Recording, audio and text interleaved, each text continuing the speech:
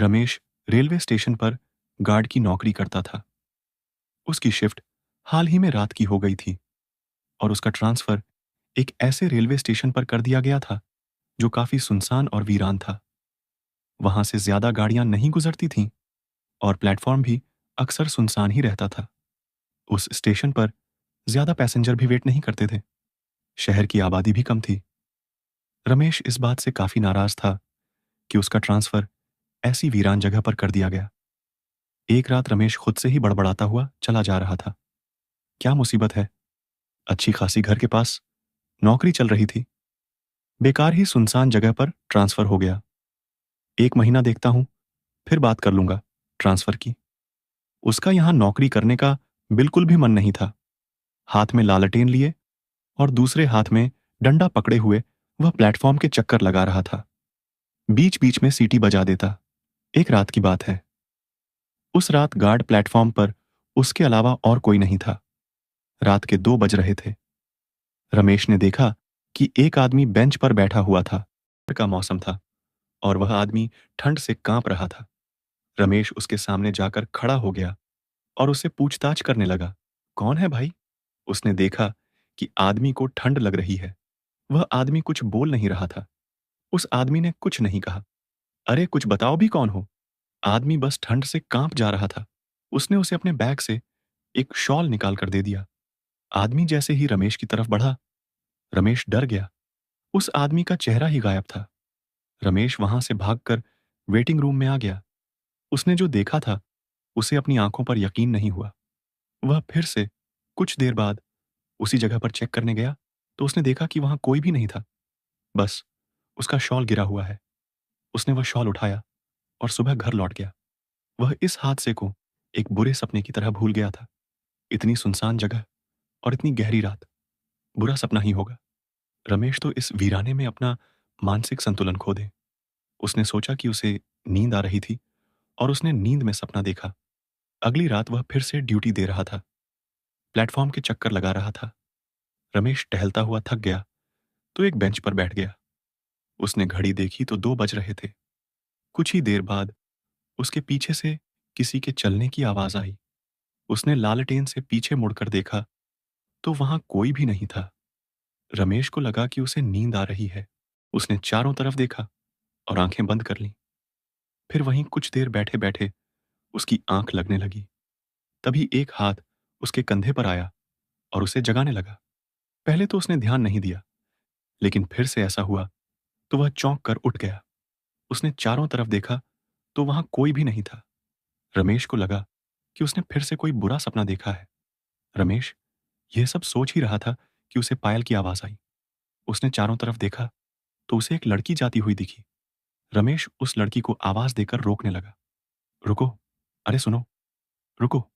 वह जैसे ही उस लड़की के पास गया तो वह लड़की गायब हो गई थी। रमेश इस बार घबरा गया था। उसके माथे का पसीना साफ साफ बता रहा था कि वह बुरी तरह से डर गया है। रमेश ने यह बात फिर से किसी को नहीं बताई, लेकिन अब उसे प्लेटफॉर्म पर ड्यूटी करने से डर लग रहा था। अगली रात रमेश एक ही जगह खड़ा रहा। उसने स्टेशन का कोई चक्कर नहीं लगाया। कुछ देर बाद रमेश के पास एक आदमी आकर खड़ा हो गया और ट्रेन के बारे में जानकारी लेने लगा। रमेश को लगा कि कुछ गड़बड़ है।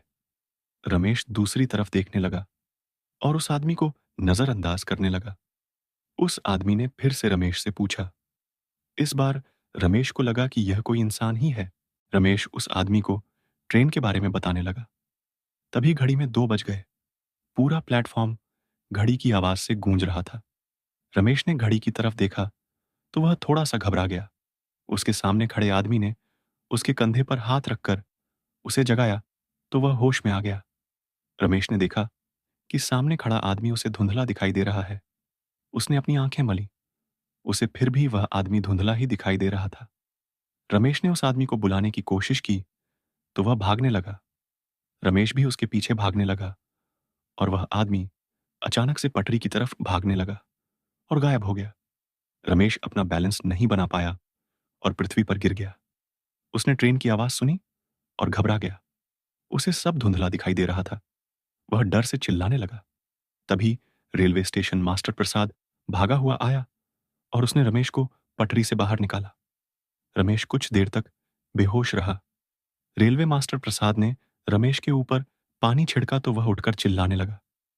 प्रसाद ने उसे शांत किया और उसे दिलासा दिया कि वह ठीक है। रमेश को कुछ भी समझ नहीं आ रहा था कि उसके साथ यह कैसे हादसे हो रहे हैं। प्रसाद ने पहले तो उसे डांटा कि वह पटरी के इतने पास क्यों गया। रमेश ने प्रसाद को अपने साथ घट रही सारी अजीब घटनाओं के बारे में विस्तार से बताया। प्रसाद तुरंत ही समझ गया। उसने कहा, इस इलाके में कई छलावे रहते हैं। वो सब रूप और शरीर बदल बदल कर आपसे बात करना चाहते हैं। उसके बाद आपको नुकसान पहुंचाने की भी कोशिश करते हैं। रमेश छलावे का नाम सुनकर बुरी तरह से कांप उठा। वह जल्दी से स्टेशन से भागने लगा। प्रसाद ने उसे समझाया कि ऐसे भागने से कोई फायदा नहीं है।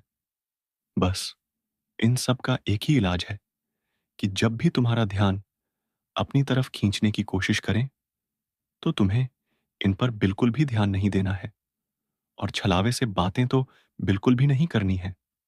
रमेश प्रसाद की बात ध्यान से सुनता रहा। फिर थोड़ी देर बाद उठकर प्लेटफॉर्म पर जाने लगा। उसने देखा कि सामने से एक आदमी आ रहा है। वह आदमी और कोई नहीं प्रसाद था। रमेश को समझ नहीं आया कि प्रसाद तो उसके साथ कमरे में था। फिर ये कौन है? तब तक प्रसाद उसके पास आकर उससे बात करने लगा।